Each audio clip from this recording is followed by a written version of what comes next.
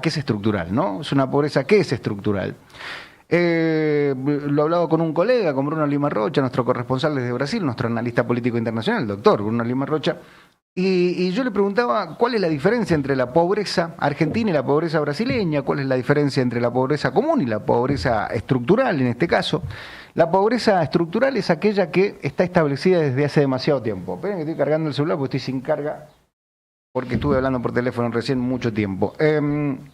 La pobreza estructural es aquella que está establecida desde hace mucho tiempo y la pobreza en Argentina está establecida desde hace mucho tiempo, mal que le pese a aquel que le moleste, mal que no quiera decirlo a aquel que no quiera decirlo.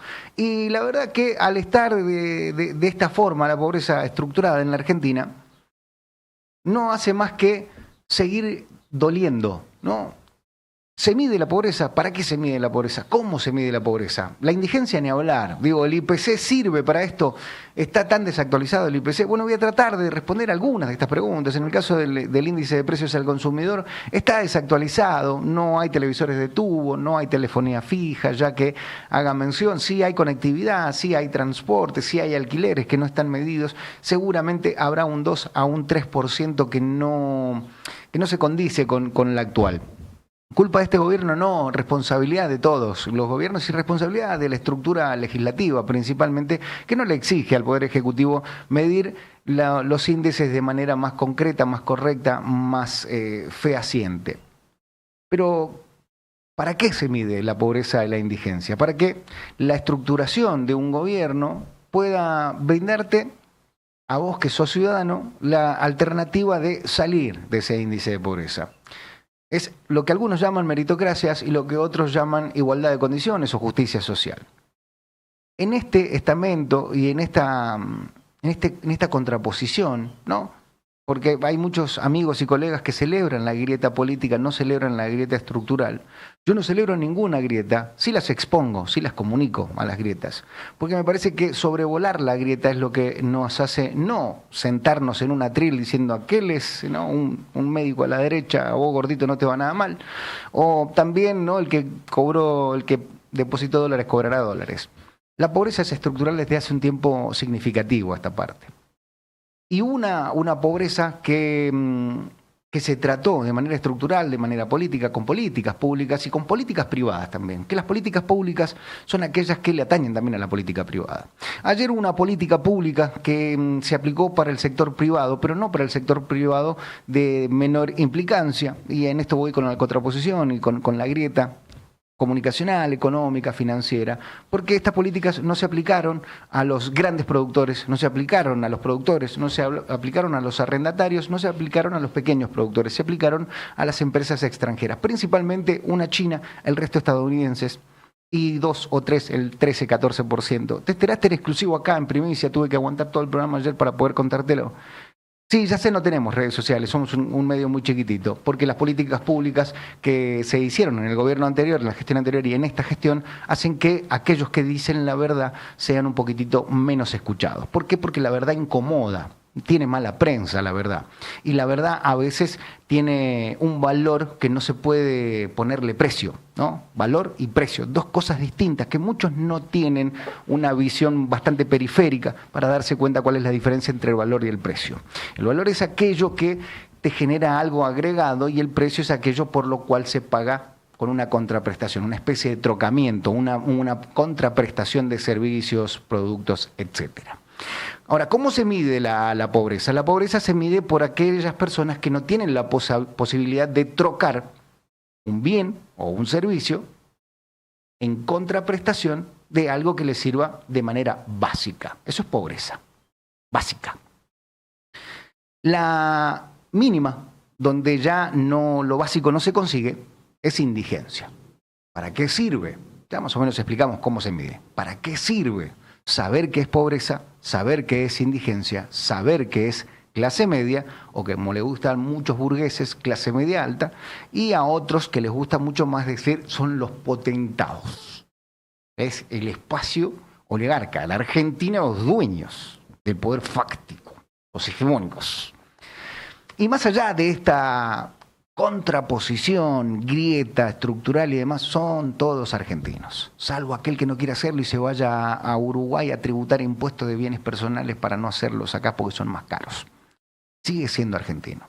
Y esa es la viveza criolla que nos inculcaron y esa es la estructuración, esa es la estructura de nuestra pobreza, una estructura de nuestra pobreza que nos hace pobres de cuestiones mentales. Digo, si el vivo de solo vivo se diera cuenta que ayudando al otro se beneficia más, ayudaría al otro de puro vivo que es nomás. Pero no, elige cagar, ¿no? Como por ejemplo aquellos que toman las decisiones de políticas públicas para que se beneficie un sector privado ínfimo. 10, 11 empresas. Ayer te había contado 10, se sumó una más en el final, que no estaba en los papeles que yo estaba pidiendo porque sabía que esta información iba a salir. Bueno, a partir de ahí, amigo, amiga, a partir de esta decisión de política pública, se beneficia un sector privado y hace más pobres a los que no eran tan pobres. Aquellos que iban a gozar de un beneficio de retención cero por vender al extranjero, no venderle a su coterráneo, a su prójimo, a su próximo, sino que venderle al que estaba más cerquita, se iba a beneficiar con no pagar impuestos. Te dio cuenta que no era para él la medida, no era para ella la medida, era para los grandes cárteles de la exportación, Entonces empezamos a ver ayer, yo en el final del programa de ayer te lo decía y te comentaba que la realidad era bastante más adversa y que la ibas a ver en los próximos fines de semana. Todavía no lo ves en otros medios, estimo, porque yo he estado consumiendo otros medios en la noche de ayer, en la mañana de hoy, y nadie ha hablado de los productos aviares y los productos bovinos, de carne de vaca, de novillo y de carne de pollo aviar. ¿Qué es más negocio venderla al extranjero que vendérsela a tu prójimo, a tu próximo? Esto va a traer un problema de abastecimiento, un problema de consumo y un problema de precios. Esta mañana me decían algunos muchachos del ámbito comercial, che, me llegaron listas de precios con 7% más alto. ¿Por qué? Por las retenciones cero. Pará, si le están cobrando menos impuestos, ¿cómo te van a aumentar el precio? Ahí sí, porque les conviene vender más afuera, entonces tienen que hacer rentable el mercado interno, porque si no les conviene más afuera. Esas son las políticas públicas que no le sirven al público en general y tampoco al privado en general, pero sí en particular, porque particularmente muchos de ellos son allegados y son amigos. El sistema financiero que ya les soltó la mano, entonces necesitan del sistema agroexportador para que les pueda brindar dólares frescos. Y máxime si le hicieron la venia y le pidieron inmediatamente detenga ya este tax holiday, esta vacación, este fin de semana de impuestos free, ¿no? Ya, inmediatamente, ahora, en este preciso momento, dele de baja esa medida, le dijeron desde Estados Unidos, y Scott Bessent, cuando dice, muchachos, bésense o bésenme, sí, Scott. Y a Scott le hicieron caso, dieron de baja con el cupo de 7.000 millones de dólares y se empezó a trabajar directamente con la cuestión porcina, no, la porcina no, la cuestión bovina y la cuestión aviar, ¿no? Cerdo está excluido. Por sucio, por chancho, por hincha de boca. ¡Buah! Riquelme. Y esto nos trae a ponernos a pensar, la pobreza en Argentina, dentro del dato del 31,6 de bajada, que es el dato frío, del cual no se puede negar, bajó la pobreza. ¿Subió la cantidad de gente a la pobreza? No, bajó. ¿Por qué hay menor cantidad de pobres si yo veo todos los días de mi vida más gente con mayor necesidad? ¿La línea de la indigencia subió? No, bajó. Y entonces, amigo, lo que está medido por el INDEC está mal medido. ¿O las medidas que toma el gobierno nacional para medir el INDEC vienen a destiempo? ¿De cuándo son estas medidas del INDEC? ¿De agosto? ¿De julio para agosto? ¿De agosto para septiembre? ¿Qué va a pasar en septiembre? Lo cierto es que el gobierno nacional hizo su negocio en dólar futuro y ganó $1.000 millones en esto de invertir en short, que se llama en la bolsa de Estados Unidos. En aquellos que pensaron que el dólar se disparaba, ellos le vendió dólar más caro, futuro, y ganó dinero con el dólar. ¿Lo tiene el Banco Central? No, se fueron en mantener la brecha con el dólar. ¿Qué va a pasar con estos 20.000 millones de dólares? Lo más probable es que estas decisiones erróneas le jueguen una mala pasada en las elecciones, por más dinero que le aporte el Tesoro de Estados Unidos. Y te quiero decir por qué, y por qué es mi análisis. Y en esto ya es opinión. Después de este análisis que te dice, ya es mi opinión. Porque el gobierno de Javier Milei no perdió en las elecciones de la provincia de Buenos Aires por la disparada del dólar, por la fuga de dólares, por el problema de las retenciones cero. Porque fue anterior. Las elecciones en provincia de Buenos Aires fueron anteriores a la debacle de las corridas del dólar. Si a estas corridas del dólar que fueron posteriores le sumás la fuga y le sumás en una zona núcleo como provincia de Buenos Aires, Entre Ríos, Córdoba, San Luis, Santa Fe, donde están la mayor cantidad de productores pequeños que se quedaron afuera del reparto de retenciones cero y volvieron a foja cero con estas retenciones, creo y te puedo asegurar que la situación va a ser bastante más complicada para el gobierno nacional de cara al 26 de octubre, que estamos a 2 cuadras, a 30 días, a un mes. ¿Y por qué lo creo? ¿Por qué creo que esta situación le va a ser muy difícil?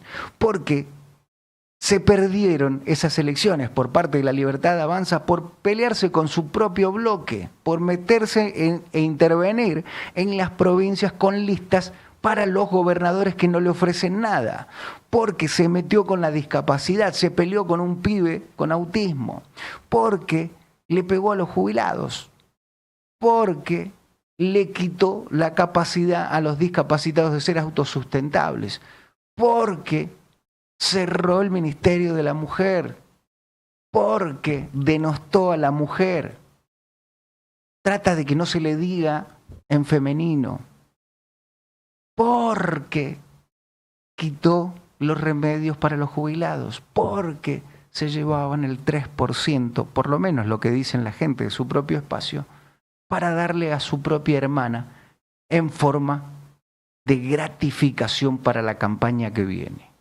No perdió por la corrida del dólar, no perdió porque no tenía apoyo de Estados Unidos ni el apoyo del campo.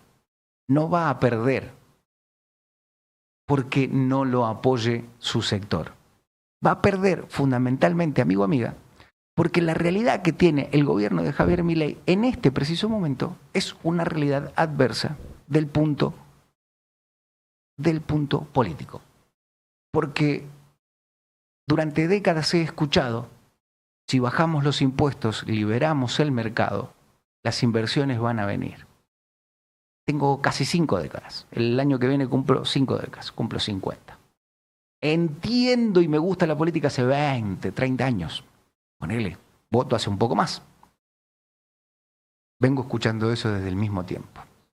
Y estoy convencido, amigo, amiga, que esto no va a cambiar. Estoy convencido que el cambio viene por otro lado. Tanda, ya